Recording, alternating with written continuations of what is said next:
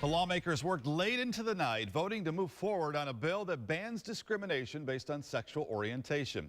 And new at 11, it now goes to the full Senate for a vote. WSBT 22's Patrick Roth has been following this all day long, and Patrick, still not clear if this bill will pass. Now, Rick, tonight was really just the first of many hurdles for this bill. Republicans say it's a good starting point for the conversation around civil rights for LGBT Hoosiers. But there are a lot of people on both sides who strongly oppose this bill.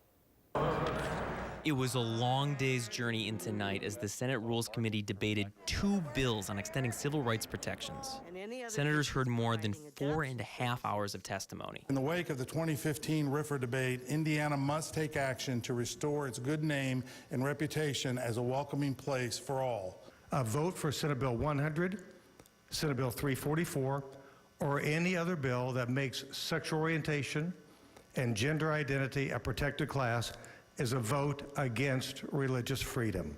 Ultimately, the Senate committee approved Senate Bill 344 by a 7-5 vote. It prohibits discrimination on the basis of sexual orientation, but does not offer any protections for the transgender community. The bill was condemned by both LGBT supporters who say it doesn't go far enough. The bills, as they are written right now, are shameful and frankly cowardly. They placate a few people who refuse to understand that we live in a pluralistic society. And religious conservatives who say it goes too far. In my humble opinion, if you do, you'll be the first legislature in Indiana to erode our freedoms and religious liberty.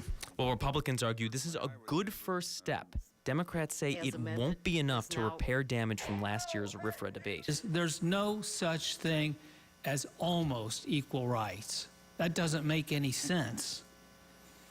And we can't send the message that in Indiana we allow a little bit of discrimination. It needs some polishing.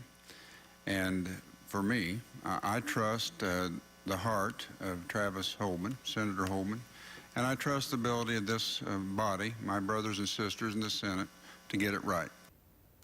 Even though Republicans have a majority in the Senate, it is by no means guaranteed that this bill will pass. One Republican did vote against the measure in committee tonight. All right, Patrick, and there was some talk about an amendment being added to the bill. Yeah, that will actually, there was an amendment added, and that'll actually repeal RFRA, the RFRA law from last year and its so-called fix.